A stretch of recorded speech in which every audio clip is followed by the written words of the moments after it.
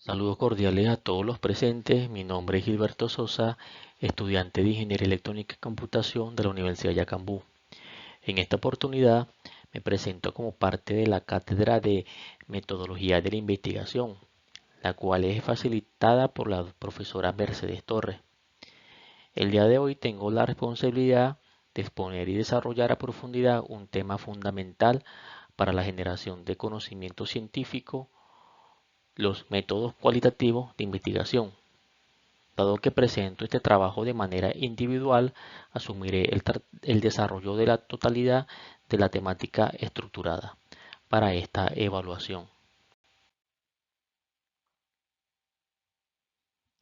A lo largo de esta presentación transitaremos por tres grandes bloques temáticos. En primer lugar, abordaremos los métodos cualitativos, fenomenológicos y etnográficos. En segundo lugar, profundizaremos en el método de investigación-acción. Y para finalizar, exploraremos los métodos comprensivos naturalistas y hermenéuticos. El objetivo de este recorrido es comprender cómo estas herramientas metodológicas nos permiten acercarnos a la realidad social, ya no desde la medición estadística, sino desde la interpretación, el significado y la perspectiva de los propios sujetos de estudio. Iniciamos nuestro recorrido metodológico con los enfoques fenomenológicos. La esencia de estos métodos radica en su interés por comprender la experiencia humana vivida, tal y como es percibida por los individuos. Comenzando con el método fenomenológico propiamente dicho, es imperativo citar a Husserl en 1998, quien fundamentó filosóficamente este enfoque. Según este autor, el investigador debe ir a las cosas mismas. Esto implica un proceso riguroso metodológico conocido como epogé o reducción fenomenológica, que consiste en poner entre paréntesis o suspender nuestros prejuicios, teorías previas y creencias. El propósito es describir el significado puro de las experiencias vividas por varias personas respecto a un fenómeno particular, logrando captar su esencia sin contaminarla con la visión del investigador. Por su parte, al hablar del feminismo en la investigación, nos encontramos ante una postura crítica, tal como la plantea Harding en 1987. El feminismo aporta no solo técnicas, sino una epistemología transformadora.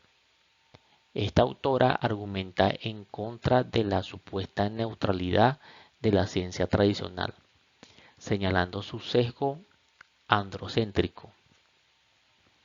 La investigación cualitativa feminista busca visibilizar activamente las experiencias de las mujeres, utilizando la investigación como una herramienta de emancipación social y política para combatir las inequidades estructurales de género.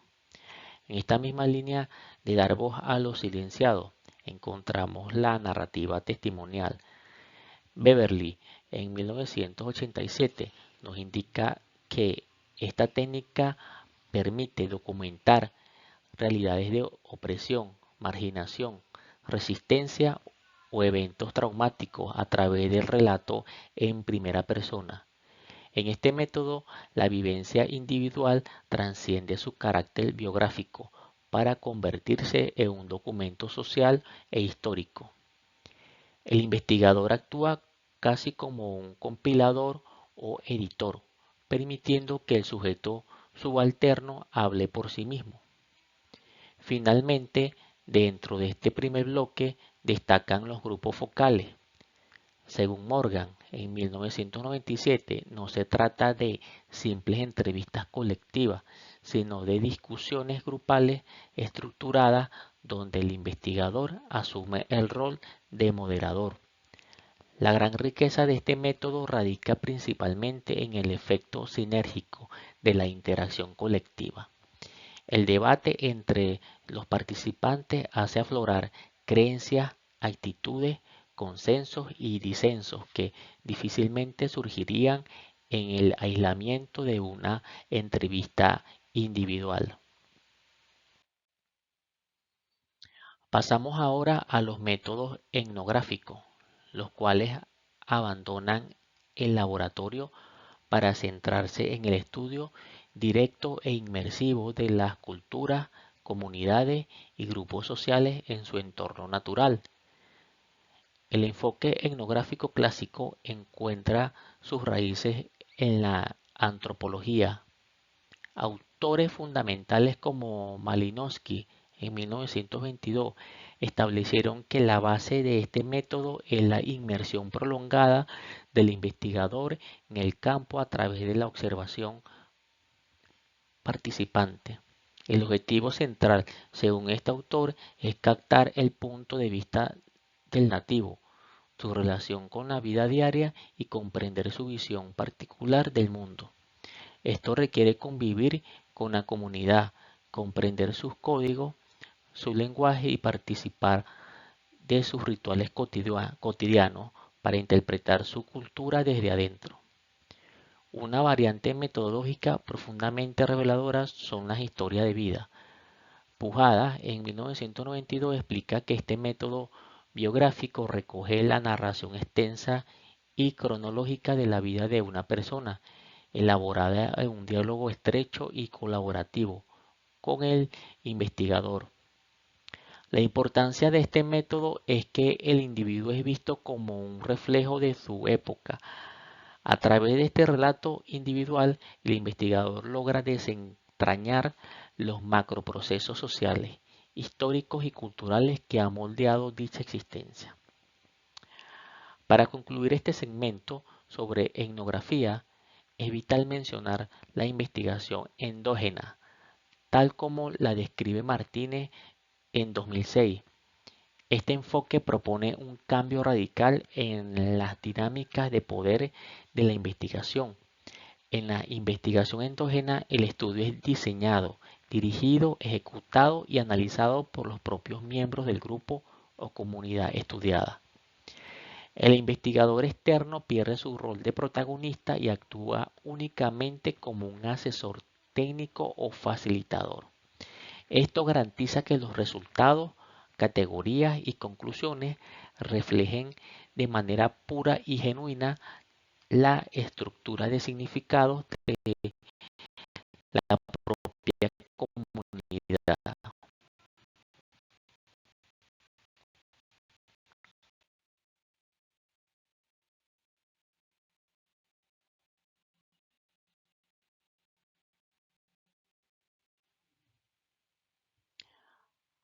Adentrándonos en nuestro segundo gran tema, nos encontramos con un enfoque paradigmático distinto, el método de investigación-acción. A diferencia de la investigación tradicional, cuyo propósito principal es generar conocimiento teórico para ser archivado, la investigación-acción tiene un propósito eminentemente práctico y transformador. Según los postulados de Keymi y McTaggart en 1988, este método se define como una forma de indagación introspectiva colectiva, es emprendida por los propios participantes en situaciones sociales, educativas o comunitarias, con el objetivo explícito de mejorar la racionalidad, la justicia y la eficacia de sus propias prácticas. Es crucial entender que este método no es lineal, sino, como explican estos autores, se caracteriza por ser un proceso cíclico y en espiral continuo.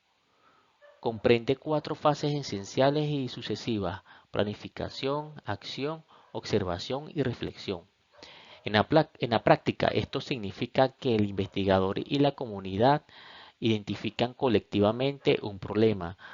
A partir de allí, elaboran un plan de intervención, ejecutan esta acción en la realidad, observan sistemáticamente los efectos y resultados empíricos producidos y finalmente reflexionan críticamente sobre esos resultados. Esta reflexión profunda sirve como diagnóstico para iniciar un nuevo ciclo, planificando nuevas acciones de mejora continua. En la investigación-acción no existe una separación jerárquica entre el sujeto que investiga y el objeto investigado. Todos los involucrados se convierten en agentes activos de cambio social. Finalmente abordamos nuestro tercer y último bloque, los métodos comprensivos, naturalista y hermenéutico, todos ellos orientados a la interpretación profunda de los significados y símbolos construidos en la interacción social. Desde la tradición interpretativa destaca el método hermenéutico dialéctico, desde la profunda perspectiva filosófica de Gadamer en 1993. Este método consiste en la interpretación rigurosa de textos, discursos y acciones humanas, entendiendo que siempre operamos dentro de lo que él denominó un círculo hermenéutico. El investigador comprende las partes a través del todo y el todo a través de las partes. No se trata de eliminar los prejuicios del investigador, sino de hacerlos conscientes en un diálogo constante entre su propio horizonte de comprensión y el horizonte histórico del sujeto investigado, logrando lo que el autor llama una fusión de horizontes. Por otro lado, encontramos la etnometodología desarrollada por Garfinkel en 1967. Es importante aclarar que este método no estudia a las etnias, lo que estudia son los etnométodos, es decir, las estrategias cotidianas, los saberes de sentido común y las reglas tácitas que utilizan las personas comunes para dar sentido a su mundo social.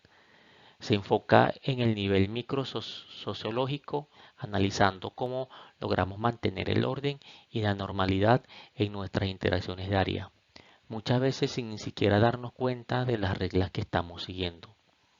En una línea de pensamiento afín, el interaccionismo simbólico, cuyo principal exponente formal es Blumer en 1969, postula tres premisas fundamentales.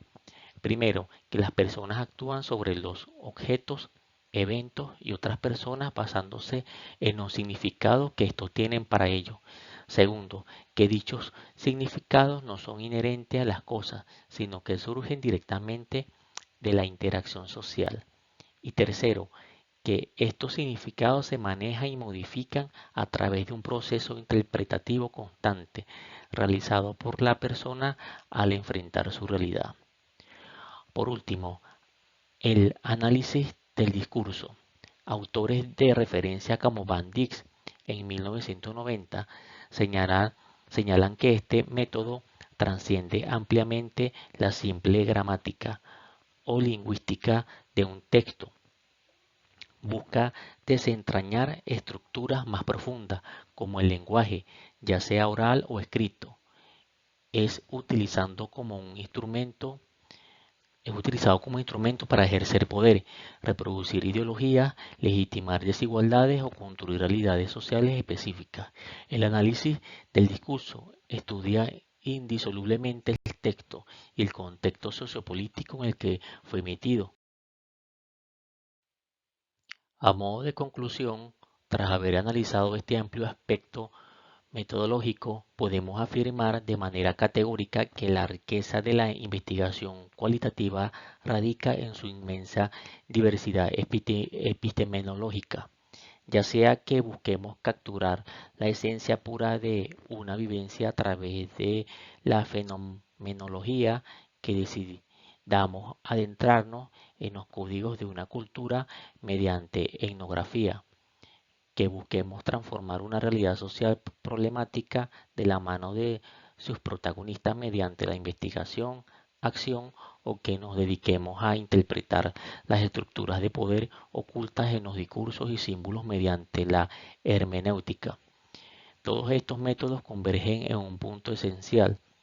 Todos nos permiten comprender la vasta y maravillosa complejidad humana, respetando la subjetividad y el contexto de quienes investigamos.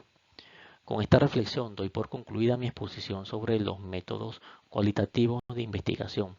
Agradezco sinceramente su tiempo y disposición y atención. Muchas gracias.